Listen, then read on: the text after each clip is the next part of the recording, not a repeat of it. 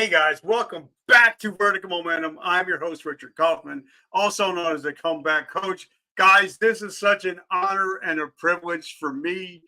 They say don't ever meet your heroes. That's bullshit. Shawn has been one of my heroes for the last 5 years. I had him on my original show, and he is the one that actually got me motivated to start doing lives and to start making my lives look like something. So I want to say, Shawn, welcome to the show, brother. I'm so grateful for you and your friendship all these years. Oh man, it's a pleasure to be here again, man. I can't believe it's been 5 years. We were just talking 5 years, dude. That's crazy. 5 years since me and you started, and I really believe we started around the same time frame. Like really pushing the message and really talking about it on social media. I tell people all the time, like my whole TikTok family, I'm like, guys, we've been doing this way before TikTok. We did this way before it was popular to make videos. Like we were on Facebook trying to make videos when it wasn't popular, So, yeah, I'm just glad to be here, man. And congratulations to your 2 million downloads, brother. That's huge. So I see you out here changing and changing lives and making a difference, and proud of you. Well, you are a veteran. We'll talk about all that. You're a veteran, best-selling author, podcast host, speaker. You've done it all, and we're both from South Kakalaki. So, first question is Gamecocks, Clemson. Got to go with my Gamecocks, man. All right, you can. We'll let you stay, okay? Gamecock football, bro. South Carolina, buddy. I got some family that goes with the Clemson, but now I'll tell you this: my son's getting ready to go, hopefully, to the Citadel, so my attitude will be changing. So, I love it. Definitely down in Charleston. Got to pull for the Citadel. And then, of course, you got to go out and eat some of that good seafood down in Charleston, right? Oh man, what are you talking about? That whole place is nothing but seafood. I love it. Charleston's a beautiful city. Beautiful city. My boy's a senior at Coastal, and I love Coastal Carolina. Nice. I was going to say Coastal, bro. Yeah. Yeah. I got a couple buddies, man. When I used to down in Coastal Carolina, a couple guys played football that I knew. Yeah. And I actually retired out of Conway. That was my National Guard armory. So I love Conway. So, bro, where are you at right now? I'm in Jersey right now. Oh, that's right. Yeah, you're in Jersey, but you're from South Carolina. Yeah. Yeah, that's why I was asking. If you got that thing going down in October, I might shoot down and hang out. Hey, I'll hit you all that information soon, bro. That'll be awesome to have you out. So let me ask you a question before we even get started. What is your definition of resiliency? Because your life hasn't always been sunshine, rainbows, and unicorns and Skittles. So what is your definition of resiliency?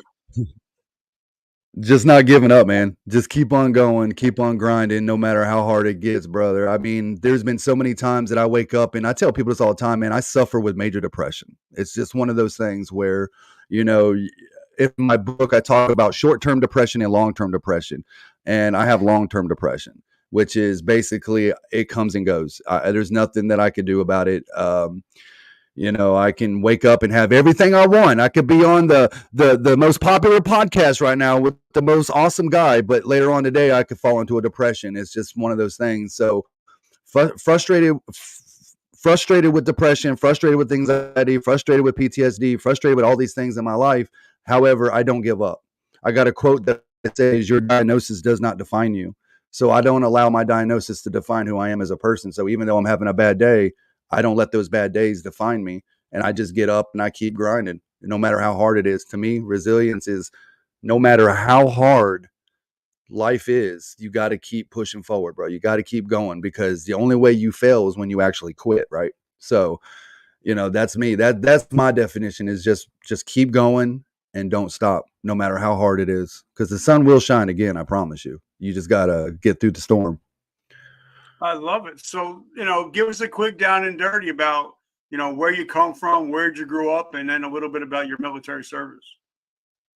All right. So I'm a military brat. My dad did 20 years. Well, he did 4 years in the Marines, and then he did another 16. He transferred over when I was a baby. He transferred over to regular Army, and grew up as a military brat, man. Spent most of my life all over the world. Never real settled place. A lot of people can't figure out my accent. And it's like, I don't really have an accent. I have kind of a Midwest kind of, I grew up in some really rough areas. Everywhere my dad was stationed, we was always in a really, I guess, anybody that's in active duty, most bases are not in the best of areas. For some reason, they're always in like a really tough area. And one of my dad's last duty stations was Fort Campbell, which is right out of Clarksville, Tennessee, Hopkinsville, Kentucky, and all that. So it was a pretty rough area, and grew up around a lot of the gangs and grew up around a lot of violence. And my mother suffered with addiction. She suffered with alcohol, and my dad was gone all the time. Anybody that's a field artillery knows you're gone 6 months out of the year. He was gone. So really raised with no, my dad was never around. But I was into sports, man. I loved sports from a young child up. I played baseball. I was actually had a lot of scouts looking at me. Even my coaches told me that I probably could have went pro. I loved baseball. That was something that I loved to do, and basketball. But when I turned 13 years old, my life changed, man. I started hanging out with the wrong people. I got beat down in a gang. I started rolling with gangs. I started smoking weed. I started drinking alcohol. I started just doing all the crazy stuff that most kids do. And well, I wouldn't say most kids. I would say some of the troubled kids would do. And that was my life for a very long time, man. Got in trouble in school, dropped out of school, got expelled from school, fighting. And that was pretty much the life that I figured I was going to live. That was it. I mean, every time I turned around, I was being arrested, or I was in trouble, or, uh, just to back up a little bit, I was also diagnosed with ADHD when I was like 6 years old. And my mother used to pretty much use my medicine and hang it over my head all the time. It was like, oh my God, he's smiling. Here, take your pill. Like, it was just, I could never be myself, and I could never, actually feel like I could ever just show my personality. I was always a outgoing, very hyper, very goofy kid. I always had a good sense of humor, but I was violent because of my family. I'm not going to get too deep, but I did watch a lot of abuse in my house, from my father and my mother, a lot of that going on. And so I watched that most of my life as well. So growing up was very dysfunctional. Um, and then, to start transferring over to an adult, 9/11 happened. I remember I got in trouble. I went to jail. I was 17 years old. I got out of jail, hung out with the friends for a little bit longer, got married, had a couple kids, and then me and her separated. And then I got with my high school sweetheart, who I'm with now, and 9/11 happened. And the moment 9/11 happened, I think I was around 22 years old. I think I was 22. And that was the beginning of this whole idea of joining the military. I was already in my 20s. I was like 22 years old. And after 9/11 happened, that really inspired me, because I was watching the war. I mean, they used to show the war. Remember, they used to show the war on TV. We would see it in Iraq. We would see Iraq on TV. And prior to that, Desert Storm. I remember seeing Desert Storm, but it wasn't as big as Iraq. Iraq was like videotaping everything that was going on at that time, and I wanted to get involved. I wanted to be in that. But I had a really rough past, bro. I've been arrested. I had gang tattoos all over my body. Like, I was thugged out, man. Recruiters never took me serious. And but I decided a couple years later, 2004, that it was time and I wanted to do it. So I was going to go active duty, but I felt like if I joined the Army National Guard, I could stay home and I could serve my country, and I'll be able to see my children from my previous marriage, because at this time I've already gotten divorced. And but yeah, so yeah, I joined in 2004 and decided to stay home. But I went to Fort Leonard Wood, Missouri, became a 12 Bravo combat engineer. And it wasn't even a year and a half later, 2007, I got to my first deployment in Afghanistan. And Okay, so now, yeah, so I don't know if you. well, me and you, we went through a lot of the same shit, with the Yeah, abuse and all that stuff. Getting arrested, man, crazy. I just can't believe how close our stories resemble so much. So even though you're all tatted out and thugged out, what was it like getting to basic training did you take to the military quickly? Was it something that you're like, oh shit, I found a home? I think so, man, because I wanted it so bad. That was the difference, bro. Like I hate showing my basic training picture and I never will unless you pay me. But it's like I don't even want to show it because I'm embarrassed because everybody's supposed to look serious and I was cheesing, bro. And the reason why is because I was so happy to even be in basic training. Yeah, obviously the first couple of weeks it was hard because it's just hard. It's mental, right? You got these drill sergeants screaming in your face, "You kids are this and that," and blah blah blah. And I'm like, dude, I've been paying my own bills since I was 18 years old. Like, you're not telling me, right? Because they treat you like a child. And I'm like, I'm not a child. Like, I'm not one of these little punks in here. But it was good, man. I felt like a home. I felt like this is where I belong, and I loved it, bro. I loved it. Like I came first in my not first in my class, but I was very top of my class in the PT. I did all that, bro. I was good. I loved it, man. I was expert marksman, all that. Very leadership. I felt like this was home, and I wanted to do more of it. So, because I think it was the discipline. I think it was the discipline, bro. I think that's what I figured out. It was the discipline because I had lack of discipline my entire life. My mother let me basically do what I wanted, and my dad was never around. So, I never had real structure. And I think having structure from a drill sergeant and having sort of that discipline is what I needed to change my life. Because even though I was early 20s and I had kids and I was been married and divorced, I was still wild, bro. Like I hadn't calmed down at this point a whole lot. I mean, I did enough to not go to jail, but I was still, doing dumb stuff. now, like when I went to basic training, I was 17 years old and I was a street kid from Jersey. So I was a street punk and I was the Yankee. And I went to South Carolina, Conway, South Carolina, go Chanticleers. And they're like, well, hey, we don't like Yankees here. We don't like your attitude. We don't like your smart mouth. So I had to grow up a lot when I moved down south. So what was it like going to basic training as somebody from the South? Because I realized there's strong, then there's country strong. And I met some country strong. Yes, sir. So what was that like going to basic and meeting people from all over the world? Cornbread fuel, cornbread boys. As I said, cornbread fed. But yeah, I don't think that played much of a part, to be honest, where I was at. I was in Fort Leonard Wood, Missouri. So there was a lot of country boys there already, but there was already, we had such a diverse, bro. I remember seeing kids from Russia. I remember seeing kids from Africa. It was wild like that. Even though I had been I think that's what really worked in my favor is that I was already a military brat. So I had grew up around the military my whole life. And so I already seen the diversity. I was already mixed in with a lot of like the black kids. I was really shunned by a lot of white kids growing up, man. I was into hip hop, bro. I was like Eminem before Eminem, right? Like I was that kid, and a lot of the white kids didn't like me for that, but it's whatever. But as I got older, a lot of kids started changing but it was like that in basic training, dude. In basic training, everybody fought everybody. Everybody hated everybody. And they argued all the time. There's a lot of fighting, a lot of bullshit. But it was just interesting to see so many people from different countries that were in there. I didn't even realize that you could we had a guy that was from Russia. He actually had been in the Russian military for like 4 years.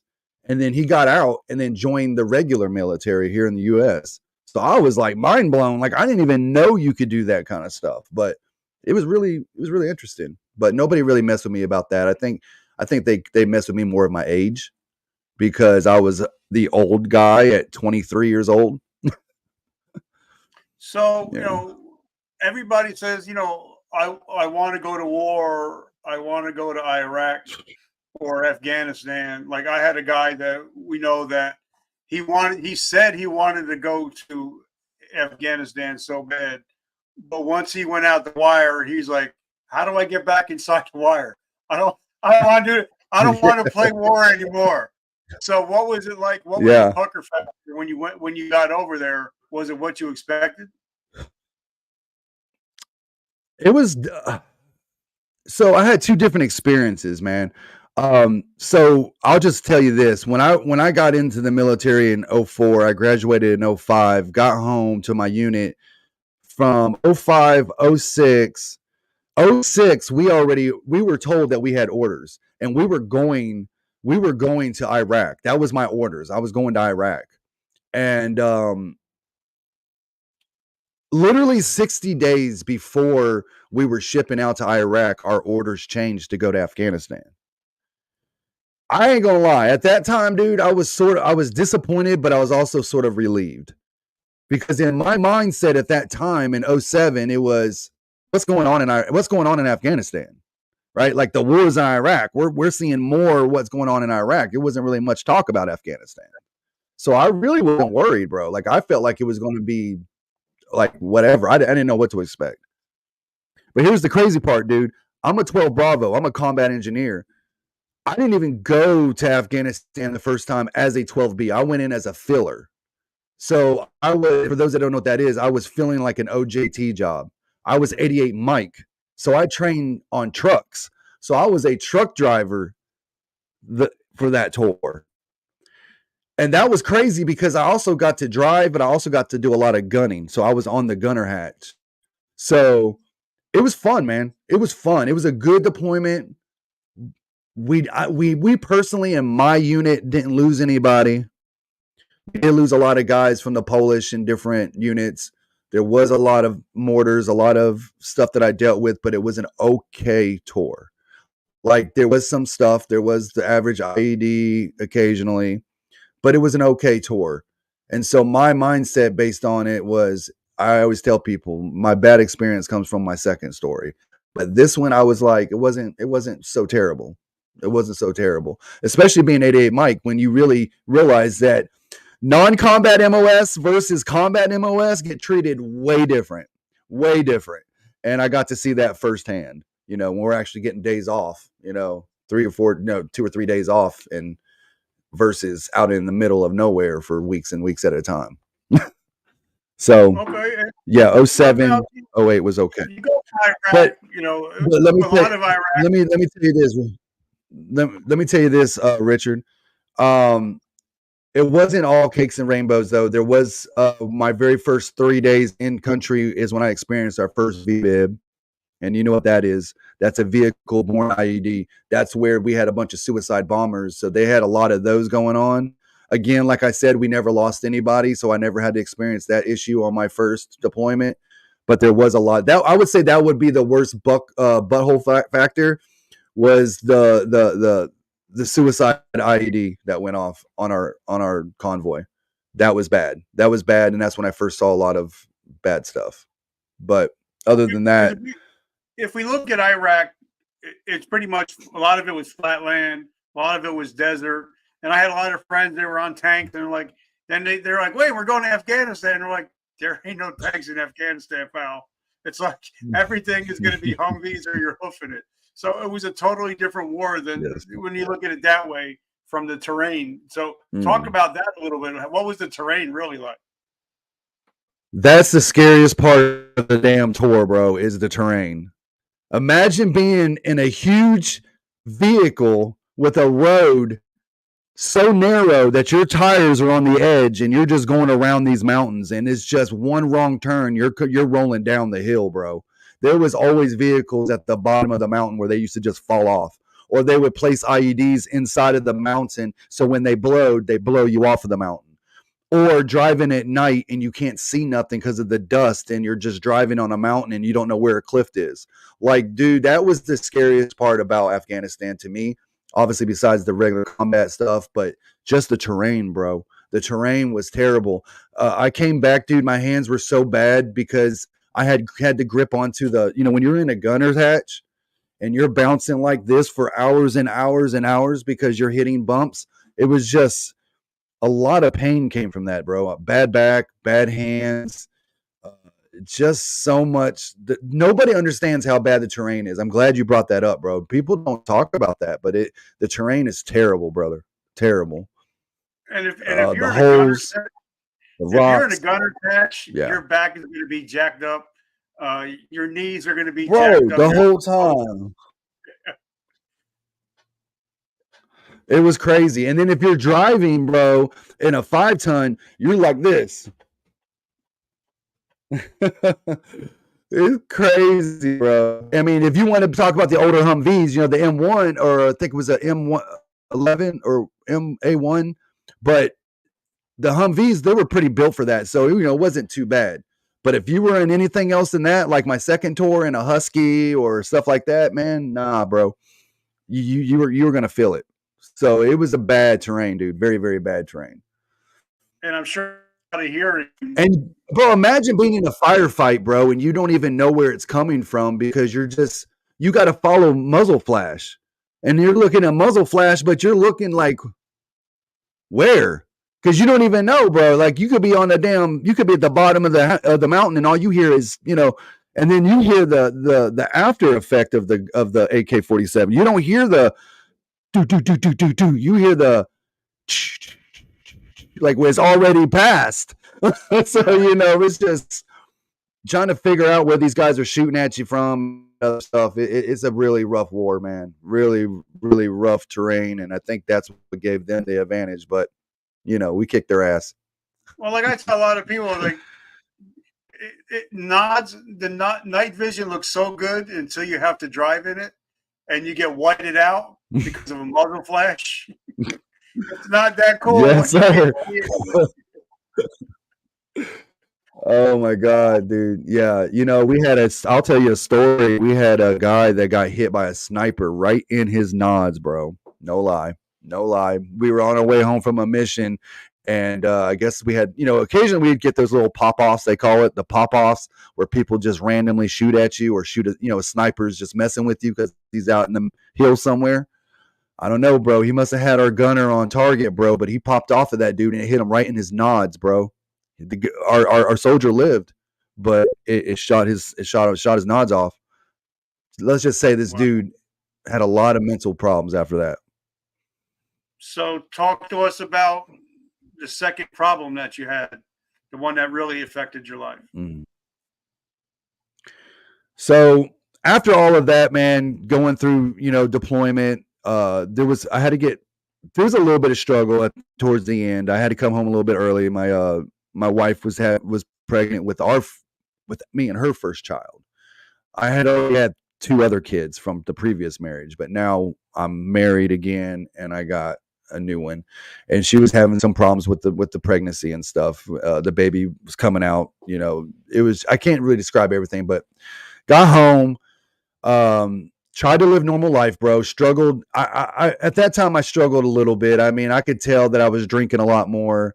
I was still in the military, so I was trying to behave, but there was times that I was still slipping into the drugs and the cocaine and stuff like that. And, I didn't realize how much I had already, I guess I had seen had already started to affect me. So I was already going through a lot of struggle at that time. I remember just getting into a lot of stuff, bro. Drinking, the drugs, getting sent to, freaking mental hospital for a week or 2 because I'm taking Ambien and it's not going right, just a bunch of crazy stuff. However, I'm managing, right? I'm just managing. We're doing this. I'm on active duty at the time. I'm at Fort Jackson in Colombia. And we get some more orders that come in, and it's to go back to Afghanistan. And I'm like, bro, I'm a soldier. I'm not gonna say no. Like we all get it's a volunteer military, bro, but I'm not gonna say no, bro. Like I'm ready. Even though my wife don't want me to go, my family don't want me to go, I want to go. I'm ready. Let's do this. And so I volunteer for it, man. Let's do it. And this time I'm going as a 12B. So I'm going as a combat engineer, which is a total wake up for me because I've never got to experience my actual job in a combat zone. And I will say this, bro, and I will recommend it to anybody. If you ever plan on joining the military and you want to go to combat, do not go as a 12 Bravo because it is nothing fun about it whatsoever. It is, so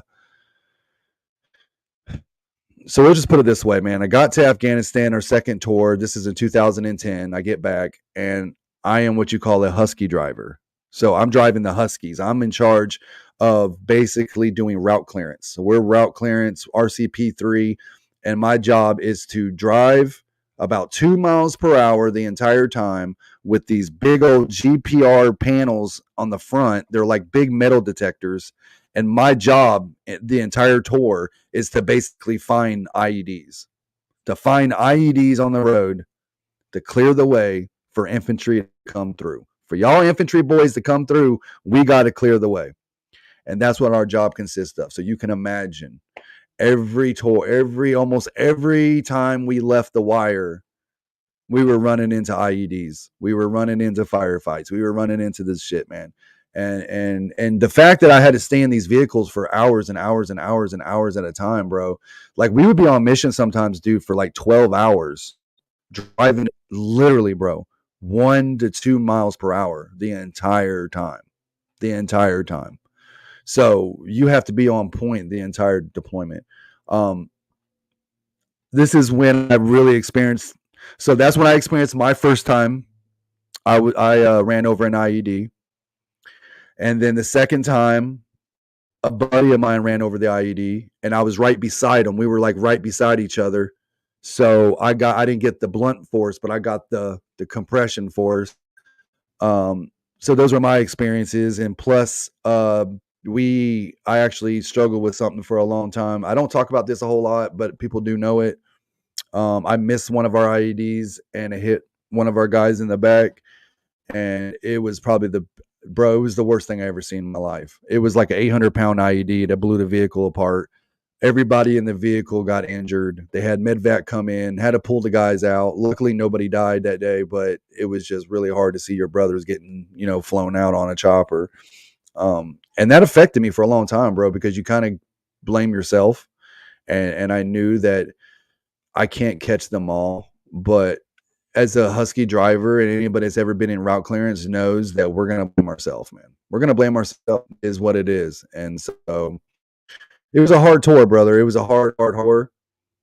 I don't know if you want to ask me anything, but I can go ahead and just finish the story. Well, because it's something we'll talk about it in a little bit, but something that we don't hear about on a lot of shows. I think I'm like one of the only shows that will actually talk about moral injury, and then having to deal with losing somebody over there, and then you come home and you're like, well, you deal with the what ifs, and the what ifs turned into I should have, and that's when you shit all over yourself.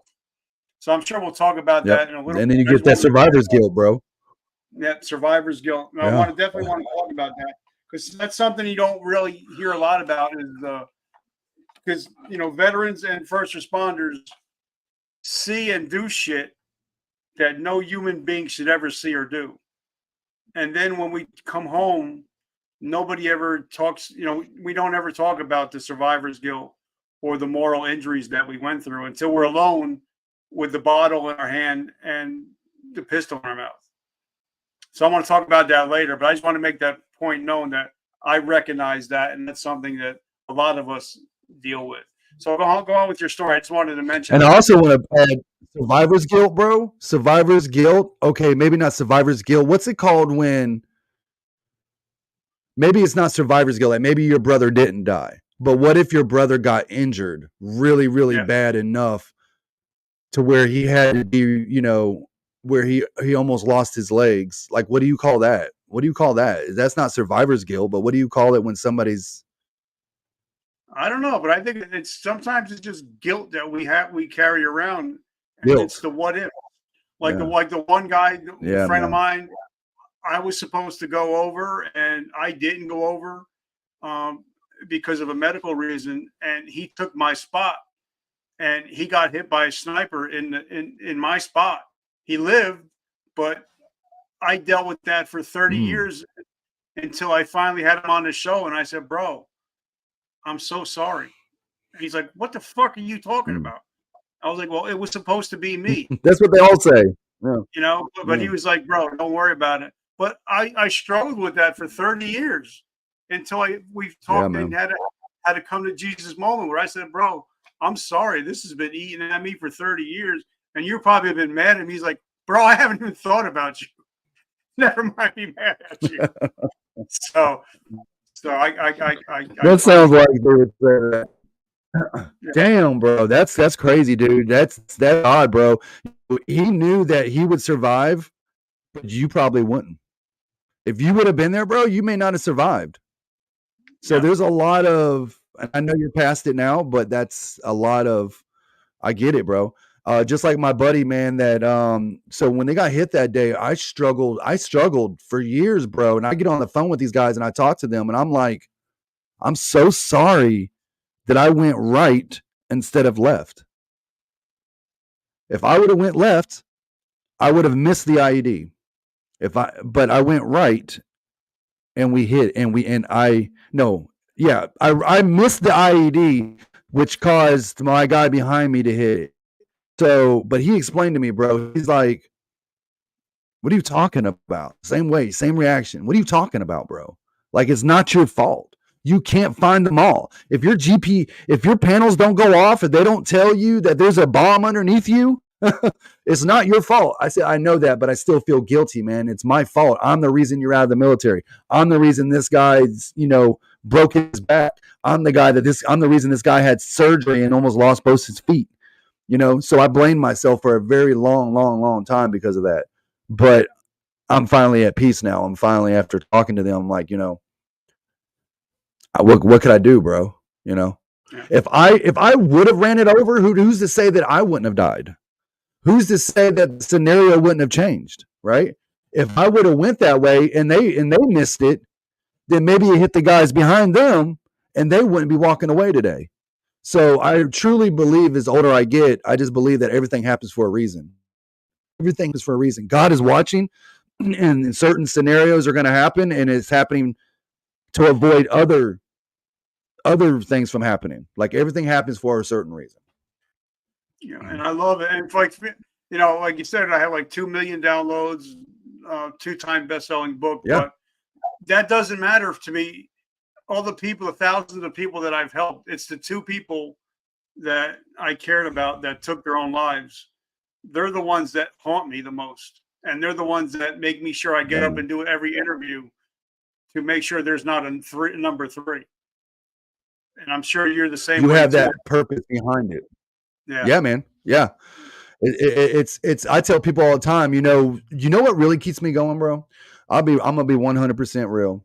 What keeps me going is those messages that I receive that tell me I'm changing their lives.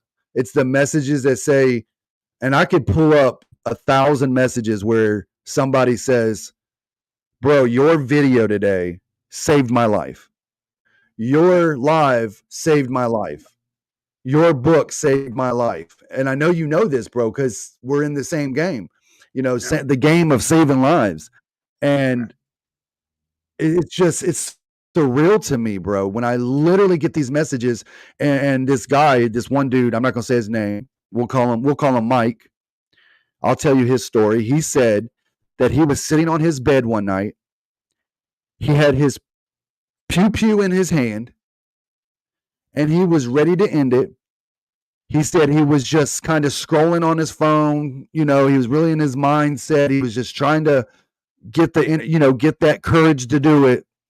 And he said he scrolled on TikTok and he saw one of my gym videos of me walking out the gym. And it was like a 3-minute video of me just talking about going forward and moving, my motivation stuff. And he said he watched that video, bro, and he started crying. He put it up, and he said that since then he's never thought about it again. He said because of that video, he decided that he was not going to end his life that day. So when he told me that, I was just like, wow, and then you hear that enough. That's why I don't quit, bro. As much as I want to quit sometimes, I'm sure you feel it, bro. I'm sure you feel, I bet you feel non-appreciated sometimes. You feel like nobody cares. You feel like, what is the purpose of all this? Nobody really cares. Nobody wants to make a difference. That old self guilt, that old self feeling that you get sometimes where it's just like, you're doing it for the right reasons, but what's the point of all this, right? Like, it's just, you just start feeling kind of like a victim in a sense. And I don't know, dude, I've struggled with that. And guys, if you're listening to this, sometimes it's the people in your own household that make you feel that way. So facts. If you don't feel like you're getting support from the same people, yeah. If you're not getting support and being encouraged from the people that are in your own house or the people that are in your family or your crew, bro, I tell people all the time, even writing this book right here took me almost over a year. And I struggled with it because I was going through a bad time at the time and I didn't really have much support. And I was doing everything on my own. And I was trying to do that on top of this, on top of that. And when you don't have that support, it's hard, man. It's almost ready to just give up and say, "What's the point of even all this? I might as well just quit. Let me make everybody happy, and let me just quit." Because you can't never please everybody. Everybody you try to help, somebody else is mad at you, or somebody's angry with you because you ain't did that for them, or they're angry, or they don't get enough from you, or they don't get your attention. I don't know. I deal with a lot of that still. I deal with a huge amount of people that, I get people that will cuss me out on a daily if I don't respond to them fast enough. I get a lot of hate. I get a lot of love, but I get a lot of hate, a lot of anger. Yeah, that's why because they think I can just start my life. that you're on your journey. This is your journey. It's not everybody else's journey. So, guys, if you're like us and you're helping people, don't look for the people inside your household to support you. I have friends that I know I can call up that I've never met personally, and I say, "Hey, bro, I need your credit card." They're like, "All right, here's the number." Or I got family members, if I say I need help, they won't even come across the street. So pick your people wisely. I'm just saying, pick your people wisely. So there's something you taught me, bro. There's something you taught me. You know what you taught me? You taught me about mentors, bro. Because I've heard you talk about mentors for so long that I was realizing that this whole time I'm helping, saving lives, I'm coaching people, I'm mentoring people, but I'm not getting any mentor. I have nobody mentoring me, nobody helping me through my stuff. And I realized that, dude, watching you and hearing you say that a lot of times. And because of that, I started reaching out to certain people that I felt were, on that level. And so I do have mentors now because of you, because I realized everybody needs help. Everybody needs help. Everybody needs a mentor. Everybody needs advice. We can't do it all on our own. And I don't have all the answers. You don't have all the answers. We just live through our experiences. And that's what I tell people. My life, my book, Veteran Mindset, is literally based on my experiences and how I got through those experiences. Either you can use it as a tool or you can't. But if you don't put in the work, you're not going to know anyways. You can sit here all day long and hate your life and complain. But if you're not willing to at least pick up the book and read it and get to the next level and try to become a better person, then you're going to be stuck where you're at. But yeah, getting a mentor is huge. Yeah, let's talk about that because everybody's got one of these $1,000 cell phones in their hand, but a lot of them won't invest in themselves. Like for me, John Lee Dumas is my mentor. He's actually promoting my book. He's endorsing my book, but I invested in him first. I took his courses. I went to his lives. I use all his books. So I had to invest in my mentor. And then he invested in me because sometimes veterans are some cheap fucks. They don't want to spend any money on getting mentors or getting coaches. And when you see somebody like Tom Brady wants to be coached up, and if the greatest of all time wants to be coached, then you need to be coached and you need to hire somebody. Even if you don't have the money, you could spend $15 a month on Audible. And you could be coached by the greatest minds in the world, but you got to have some skin in the game. Talk about it. You got to, bro. You got to be willing to invest in yourself a little bit. You got to be willing to understand that nothing in this world worth anything is going to come to you free. Okay. If I'm giving, let's just put it this way. Me and you giving away. I'm just saying from very beginning of social media, I've been given free value my entire existence. So there is a lot of good stuff like that. But what I mean is you're going to pay for what you get. And if you're out here complaining about $15 versus this versus $100, whatever, I'm not saying go out and spend your entire credit card on somebody's course, but invest in yourself. Figure out if you're struggling, pick up a damn book, read it, Go to somebody's live, listen to the podcast. I used to say it all the time. Like, guys, if you're struggling and you're going through a lot of these struggles right now, hey, I got a free podcast you can go listen to. And you can hear that you're not alone. You can hear that other people are getting through it and there are other people are struggling and how they've gotten through it, you know? So I don't know. A lot of people just they want to talk about it, but they ain't about it. And they just want somebody to complain to, or they just want to be a victim. And I don't socialize well with victims, bro. Either you're gonna get up and keep trying, or I ain't got time for you. So, and I learned that from my own self. So how many years did you put in the military, and why did you get out? All right, so I was in from 2004 to 2012. I was medically retired. So that's almost 9 years. So on the going towards the end of this deployment, I did something really, really stupid. And this is another battle that I fought with for many, many years. So just to back up a little bit, being in the Army National Guard, we do like a 4-month training before we play. So because we're not training every day. So same way with my first deployment, we went to Camp Shelby, Mississippi, and my second deployment, we went to Fort McCoy, Wisconsin. And so I spent 4 months at Wisconsin before I even went to Afghanistan a second time, learning about being a, route clearance and learning how to drive the Huskies and, getting all prepared to go. And during that time, I used to play basketball and stuff like that. Well, I ended up busting up my knee during training. And it was so bad, dude, that it was hurting really, really bad. And it was really swollen up. And I knew something wasn't right, but I kept my mouth shut like most of us do, right? Because we're not going to tell nobody. Because what happens if you tell somebody you're hurt? They're going to hold you back, or they're going to not let you go, or whatever. So I'm like, no, I'm not saying nothing. This is the reason why we're losing so many veterans today, because they don't want to talk. And so I just pushed through, bro. So I make it 7 months with this leg because I'm not doing a whole lot of dismount. Luckily for me, I'm doing a lot of driving. But that day I was in the MRAC.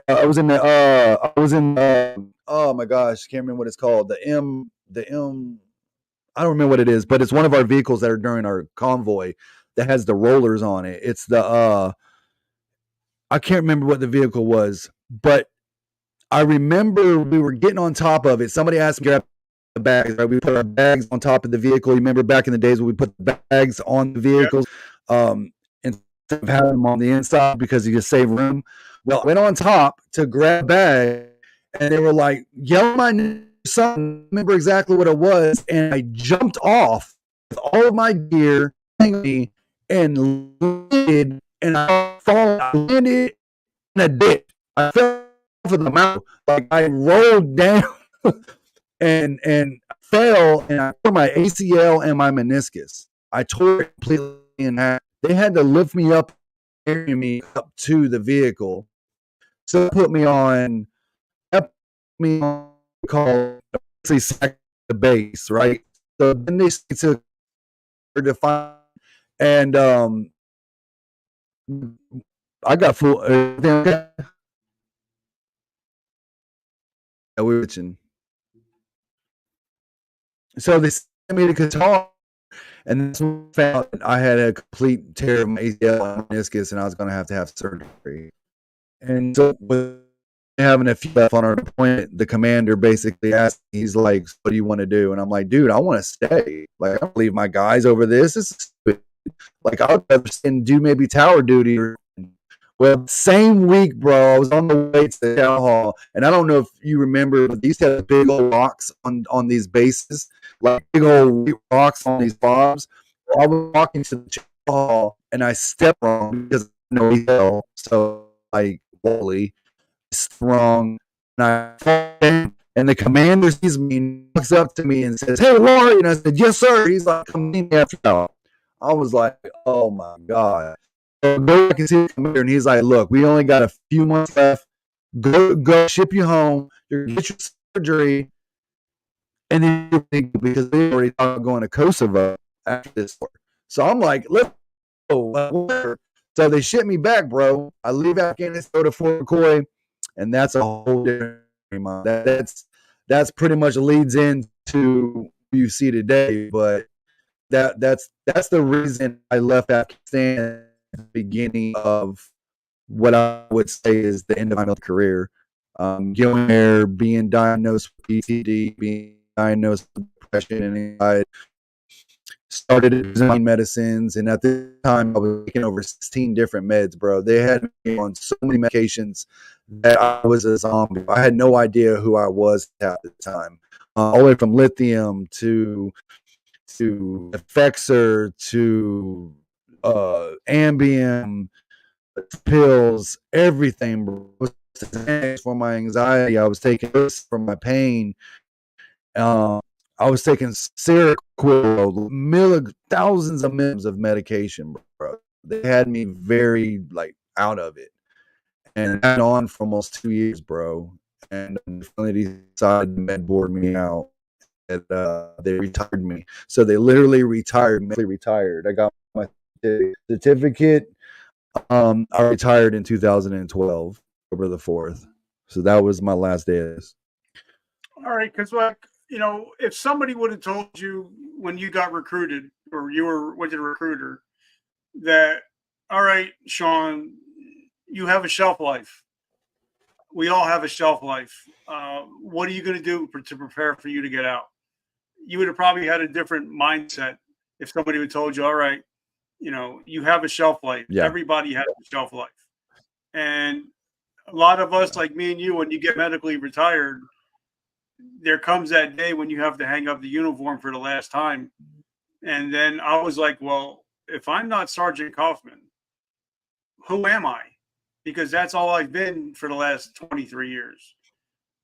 And, you know, it scared the shit out of me. That's when I committed attempted suicide because I didn't know who I was.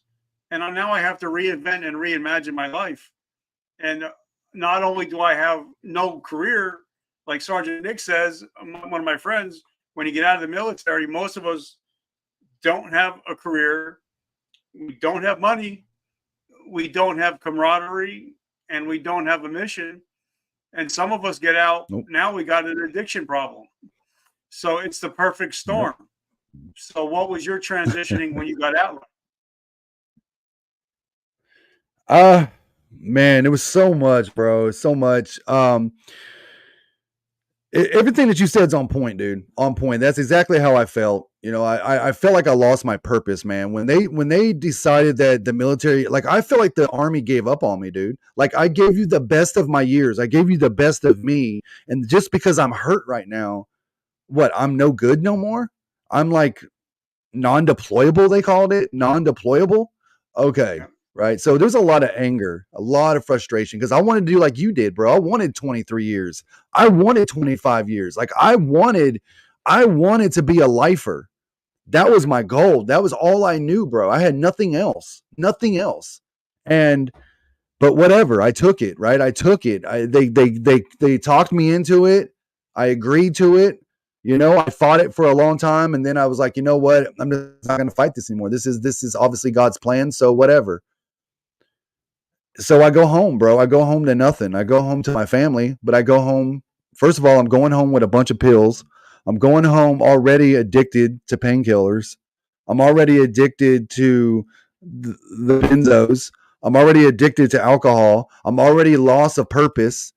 So, bro, for literally like from 2012 to 2018, I just pretty much tried to kill myself every single day. For every single day, I was taking hundreds and hundreds and hundreds and hundreds of milligrams of pain medicine. Hundreds and hundreds of milligrams, bro. I was eating fentanyl patches at 150 milligrams a piece. I was snorting 30 milligram Roxys 6 times a day. I was out of control, bro. I was snorting heroin. I was out of control. I was living that street life again, man. I ended up transitioning back to almost like a thug. But the only difference is I had a wife and kids at home. That's the only reason why I'm not dead or in prison is because I had a safe place to go to.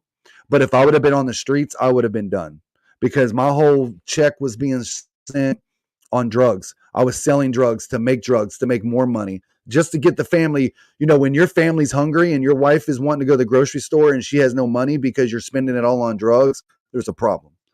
And there was multiple times she tried to get me in rehab. And I would go, but I wouldn't finish because I was doing it for the wrong people, bro. I was doing it for them. I was doing it for her. I was trying to please her. I was trying to do what was right. And so I would always get clean. And then in literally a couple weeks later, I'll be right back on it. Oh, I could do one. I could do one on the weekend. I could do some here and there, but it just doesn't work that way because it goes from me doing it on the weekend to that Monday till Tuesday till Wednesday. And then it's just every day again. 2016 come around, bro. I've been living a lot to say during that time frame, bro. It's just really just imagine this guy that's just living at home, staying at home, killing himself, miserable, not working, not doing anything, just really just killing myself. And in 2016, I get a phone call that my best friend just took his life. And his name was Barrero. And he was from Puerto Rico. And he was my battle buddy, bro, from Fort Gordon. He was one of those brothers that had already served, but he was there too to get help. And he attempted suicide 3 times while we were at Fort Gordon. This guy was locked up 3 times and the Army did nothing about it. All he did was told them that, hey, I'm good. And they let him out. That's all you had to say is I'm good. And they let him out. 2016 in September, I get that call, or actually that Facebook Messenger. And it was my brother's daughter telling me that she found him, that he had ended up hanging himself. And so, bro, I don't even know how to describe how I felt. It was more like I was numb because I was such a drug addict and I was so high all the time that I really didn't have any emotions. But it was just one of these things where I was just ready to give up, man. I was just ready to be like, you know what? This is stupid. Now my best friend's taking his life. This is the same destruction. I've thought about suicide multiple times. I've OD'd on drugs multiple times. I was just ready to give up, bro. I didn't care anymore. And that's when I first started hearing about 22 a day. I think it was around 2016. We started seeing, remember on Facebook, they started seeing these light up your greenhouse for the 22 a day. That was around 2016. 22 push-ups a day. Get the fuck out of here. Yes. 22. Yeah. That's every day. That's what it was. 22. Do your push-ups. Light up your greenhouse with green lights. And that's when I first heard about it. And so that was the moment that year, because of Barrero, because of that, I decided to create a Facebook group called Vet Life for Life. Vet Life for Life was when I first created Vet Life for Life on Facebook. And that was just the group. That was just the Facebook closed group. And I was one of the first members, one of the first members of that group. You were. That was when we first cranked it up. It was brand new, and it was exactly what it is now in a sense. It was more just for resources, just for a place for veterans to go and just talk, just a place to chill. Because back then there wasn't really a lot of groups. It really wasn't that popular. It was just starting. And so I created the group. It was growing. It was doing well. Even though I was still on drugs, I was still screwing my life up. I was still doing things, but I was trying to help others too. And so that went on for a couple more years. And then in 2018, bro, I was at the end. It come down to either I was going to kill myself or I was going to die by OD. I was just done. I was sick one day. I ran out of medication. It was about 3 days in. I was sick. I was throwing up. My stomach was hurting. My wife knew I was sick. And a guy called me up and said, hey, man, I got something that you can use. And I get all excited, right? Because anybody that knows, I mean, if you're an addict, that's one thing. But I was an addict for opioids. So as an opioid addict, I needed opioids. Nothing else would help me. I had to have either heroin or painkillers. And I said, what do you got? He said, I got meth. And I'm like, bro, like, I don't do that. He's like, nah, bro, this is going to make you feel better. Whatever, dude. I'm sick. I'm an addict. I rush over there. I snort a line of meth for the very first time. Never done it in a day of my life. First of all, I'm one, it didn't make me feel any better. I was still sick. And number two, it put me in such a depression, bro, that I literally was going to kill myself that day. Because I was so depressed and so disappointed in myself that the fact that I am now considered a junkie and a meth head, I just felt like everything was done, bro. I done lost my best friend. I have no job. I'm a disappointment to my family. I've been a drug addict for 7 years. Like, how much worse can this get? Like, I'm just done. I'm just done, bro. And at this time, I actually laid a Facebook post out one day. And I don't know if you remember this, but this was I wrote a Facebook post and it said, I don't remember exactly what it was. It was kind of dark and it was just like, hey, I love you all. I didn't say what I was doing. I just said, I'm done. I'm just done. Yep. Facebook Messenger blowing up, blowing up, blowing up, blowing up. All kinds of people calling. I ignored everybody for like 2 hours. I was going to go do it the same way my brother was doing. I was finding a tree in the backyard. I was going to hang myself because I felt like it'd be easier just to do it that way. So I didn't got to leave a mess for my wife. Just cut me out of a tree, put me in a box, whatever. There's this one dude that I always used to talk to. He was 80 born. He was 80 born, 82nd Airborne. And he blew me up like 6 times, bro. He just kept calling me on my regular phone. And I didn't want to answer it, obviously, because I know, right? He calls me. I finally answer it, dude. And he just let into my ass. He's just like, what's going on? I'm like, what are you talking about? He's like, what's going on, bro? He's like, what are you doing? And I said, bro, I'm just tired. I'm tired of my life. I'm tired of all this bullshit. I'm tired of the drugs. This dude, he's like, well, then do something about it. Stop bitching about it. Stop complaining. Like, bro, if you don't want this, change it. You talk about a coach, bro. This dude was telling me stuff that I had never heard. He was telling me things. He was making me hold myself accountable. And he was making me feel like, wow, this is what real tough love is. I don't need somebody holding my hand and cuddling me. He was telling me how it was. He's like, bro, if you want to change your life, get off your ass and start making it happen. Dude, instantly, bro, I was just tears falling. I had this whole energy inside of me all of a sudden, and I looked at myself and I was like, this dude is right. I was like, what am I doing? I was like, I am so much better than this. I said, I don't know why I'm putting myself through this shit. I walked straight up into the house. Dude, I was sick as hell. It was probably late that night. It was like 10:30, 11 o'clock. I went to bed. No, I'm sorry. I was talking to my wife, walked in there, and I told her right to her face, I said, I'm ready. She said, you're ready for what? I said, I'm ready to get clean. I said, I'm ready to make a difference. I said, I can't live this life anymore. I said, I'm ready to do this because either I'm going to kill myself or I'm going to get clean, but I'm not living this life anymore and I'm going to be a better person. I'm ready. She's like, yeah, I've heard that before, but she's like, let's see what we can do the next day. So I go to bed, bro. I pray to God, and I haven't prayed in probably years. I pray to God and I'd ask God to please help me get clean. Please help me keep the same urge that I have now. Like, please help me have this same attitude in the morning when I wake up because I want to stay clean. I don't want to get up and search for the meds. I want to get clean.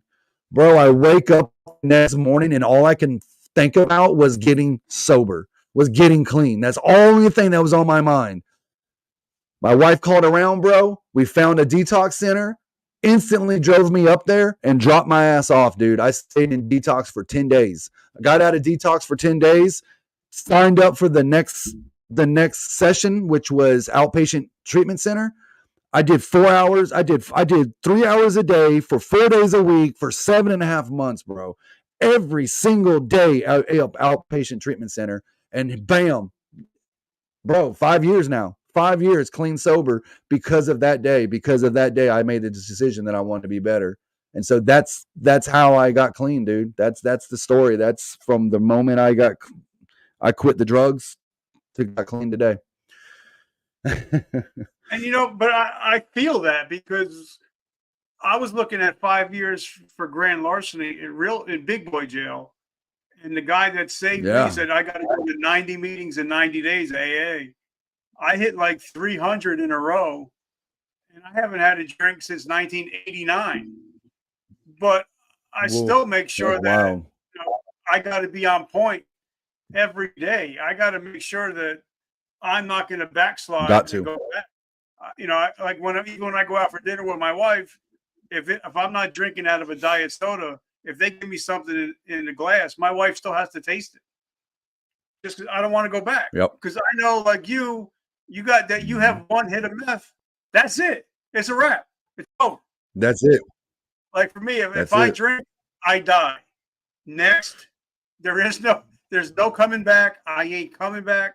So for me, I got to always protect myself and to make sure that I'm doing the right thing all the time. So how did this whole social media and writing a book and doing daily lives. How did that all start?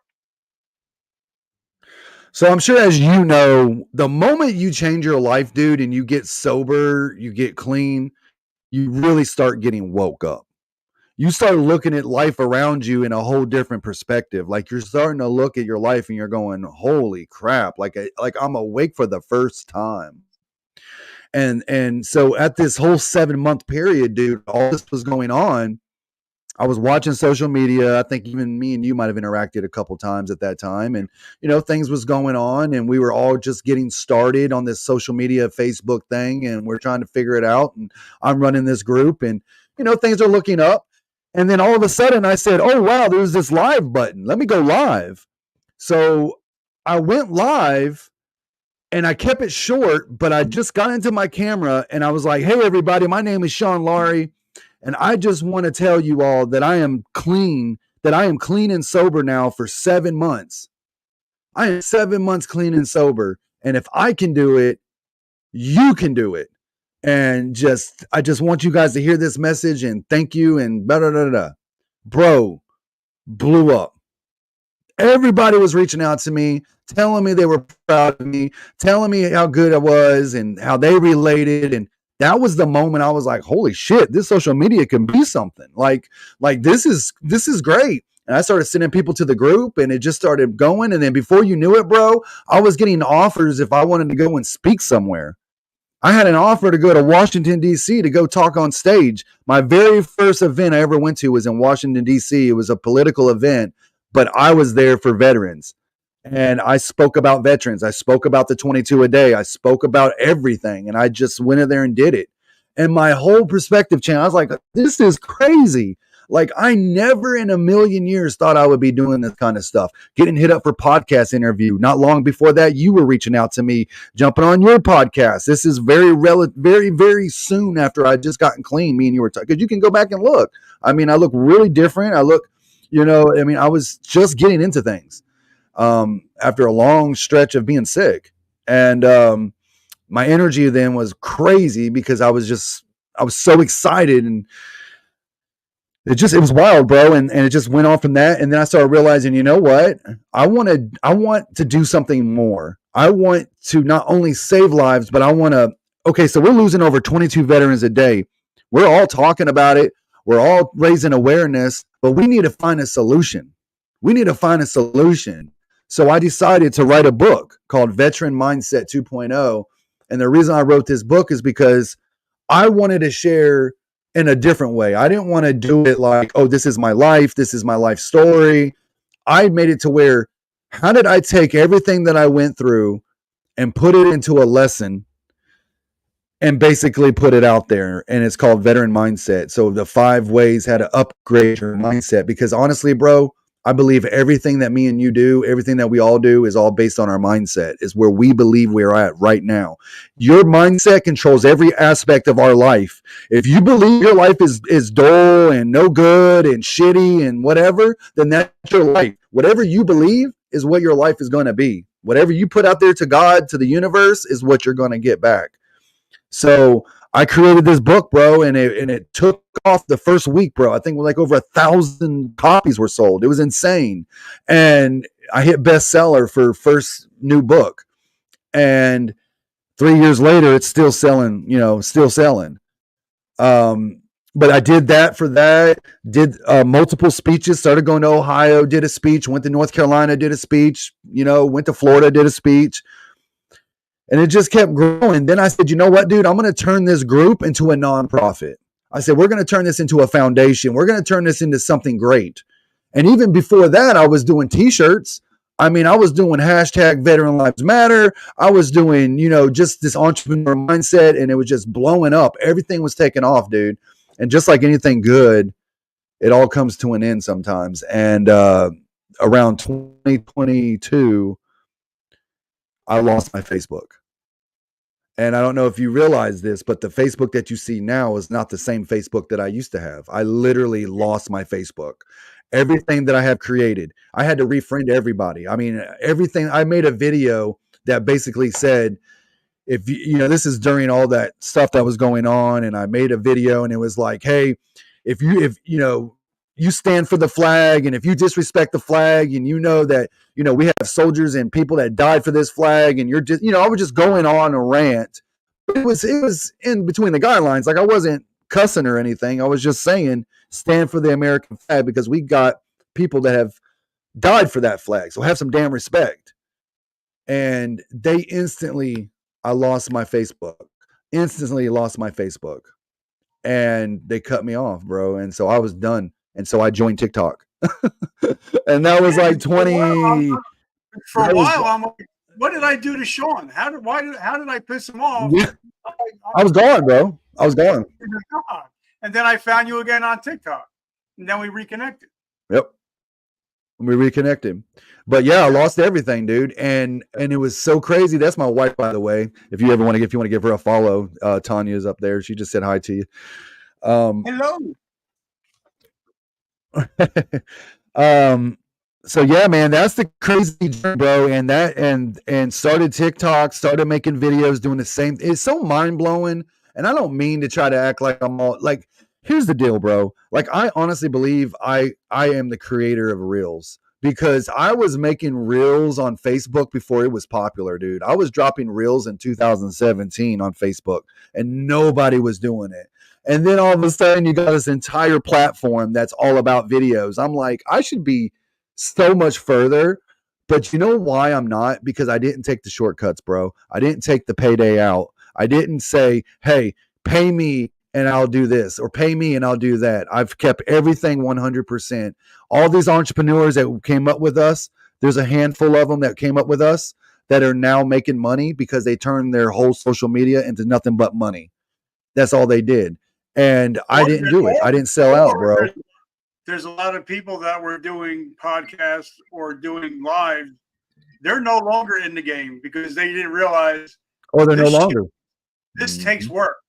And if you got to be consistent, like you said, consistency trumps intensity every time. Yep. They thought it was going to be an easy gimmick, make money quick, whatever. Like, no, this social media thing is work. It takes time, consistency, real effort.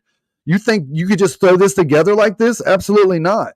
You know, this is your personal time, bro. This is my personal time. This is time that me and you have to put in to make this content.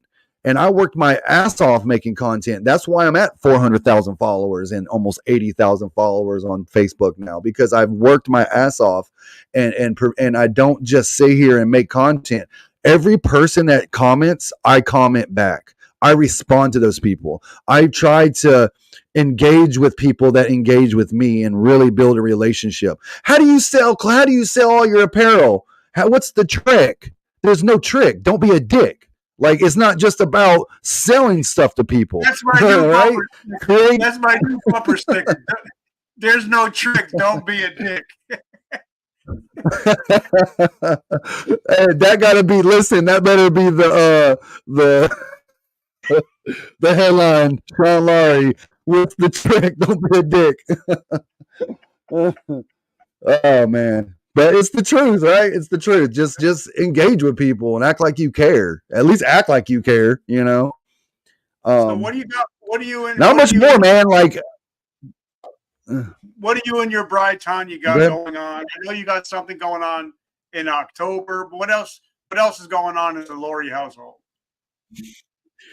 So one of the things that we've been doing as an organization also is dude, on top of being clean and sober, isn't it amazing when you start doing things on your own and you're like, holy crap, I never thought I could do this. Like, even doing the podcast right now, like, you never knew you were able to do this. And me and Tanya was talking, man, and I've always wanted to hold my own event. And I just started doing it out of nothing. I was like, hey, I want to do a 22K for 22 in South Carolina. So I started in 2019, my very first ruck march. And it just carried on from there. Did it for 4 years in a row. Then after that, we even did something political called Drive for America, where I was at the Capitol facing BLM and Antifa. And we held that thing. And then we did another one where it was called we did Convoy for 22. We had a whole bunch of people from all over the nation show up, and we drove for hours up and down the road, waving our flags, raising awareness for the 22 a day. And then I was like, I need a team. I need a team. So I started building a team of people and got the board going. You got my vice president, got Tanya, my wife, who's a huge help to this organization, got our securities in place, got everything, built an entire network, a whole committee. And we were like, you know what? Let's start doing these events in Myrtle Beach. And so last year we started with Boardwalk for 22, started bringing in speakers, and then the next day we do the boardwalk, which is a mile on the boardwalk. We all walk. Bro, we had over 100 people last year show up to the speaking event at the Ocean Reef Resort. It was beautiful. It was amazing. We sold out our tickets. We sold out. And then this year, we're doing it again in October the 18th and the 19th in Myrtle Beach. So if anybody's interested, you guys can go to our website, vetlifeforlife.com, or the link is in my bio, but go check us out. You get so much for VIP tickets. This is somewhat of the flyer, what it looked like last year with all of our speakers on it. It's pretty incredible. You get those signs. I mean, it's just great. It's just great. Go check us out. We don't just talk about it, we all about it. And our ultimate goal is that we're trying to build us a retreat here in South Carolina, in Florence. We're trying to build us so I want to build a retreat, a mindset / recovery, where not only veterans can come that are suffering with their mindset, but they can also come if they're struggling with addiction and stuff. So I want to help them with that too. That's my journey, bro. Is not only to talk to veterans that are like, when I'm out here doing my mission and I'm talking and making videos, I'm talking to those veterans that are struggling with PTSD, they're struggling with purpose, struggling with their mindset, and they're also struggling with addiction, alcohol, pills, whatever. And I just want to show them, man, if I can do this, you can do this. I mean, that's my biggest whole saying. Well, my wife said the only way I can go visit you in Florence is if we stop at Buc-ee's. So if we can go to Buc-ee's. Oh, you mean South Carolina? Yes. Yeah. Yes, bro. They just built it a couple years ago, and it's one of the biggest ones I've ever seen. It's huge. She loves it. When we go to Buc-ee's, I'm going to go over and hang out. Have you ate the brisket sandwich? No, I heard it's amazing. Yes. Hey, I gotta get you one of my hats, bro. I'll send you some free merch, man, if you're interested. I got some amazing hoodies that you might like, man. And I'll rock it. So how do we is there a website we can go to? How do we find you guys? Yeah, go to vetlifeforlife.com. It's the number 4. So vetlifeforlife.com. Yeah, just go there. Check us out, man. We got a ton of merch. Everything that we sell right now is going right back into our foundation 100%. So it's Vet Life for Life apparel, and then we have Vet Life for Life Foundation. And right now we're using our apparel. Everything that we sell is 100% goes back into the organization. 100%. Nobody's getting paid. And so, yeah. All right, let me do this for you. And check out our tickets. Let me do this for you and Tanya, because you've been friends forever. I came out with my own brand new coffee called Vertical Momentum Coffee. If anybody buys if anybody buys the coffee, I will actually donate 100% of the profits to your foundation. Okay. So dude, let me promote that. I'll promote it. This way, I can help you guys out and get your foundation up and running. Well, I appreciate that, man. That would be amazing. And matter of fact, dude, let's talk offline for real, because I forgot that you're selling coffee, so I might be able to help each other. But definitely, it's veteran owned. Definitely coffee. Everybody loves coffee. It's veteran owned, and it's actually veteran hand roasted. So it's the 100%. Wow. So and 100%, yeah, man. Let me know. And 100% of the profits will go to your foundation. I'll just cut a check. I tell you what, man, we might be able to build some kind of promo code and we could put it on our website. And that way we keep track of everybody that sells or everybody that buys the coffee from our website, is from Vet Life. So we'll figure the logistics out, but we'll figure it out, bro. And I'll definitely, I have no problem with dropping it on our website. Whatever I can do to help you guys, because I'm all about paying it forward. All right, brother, I got to run. I love you guys. Thank you, Tanya, for letting me take your man from you for a little while. I appreciate you. Shawn, brother, thank you for Yeah. being a friend and for being a mentor to me to show me how to do lives the right way and not make it look like a hood rat. So You're doing remember, amazing. guys, Hey, don't be a dick. thank you, Richard. I love I'm it. sorry we went over, bro. I know we went over some, so I apologize on that. But no, that's awesome. Well, we got to get the T-shirt made. There's no trick. Just don't be a dick. Hey, we're gonna. Hey, listen. Y'all heard it first right here. Let's go. All right, Appreciate you, Richard, man. Listen, we'll talk again soon, man. Anything that you need from me, let me know. Reach out, and we'll go from there, brother. God bless. God bless.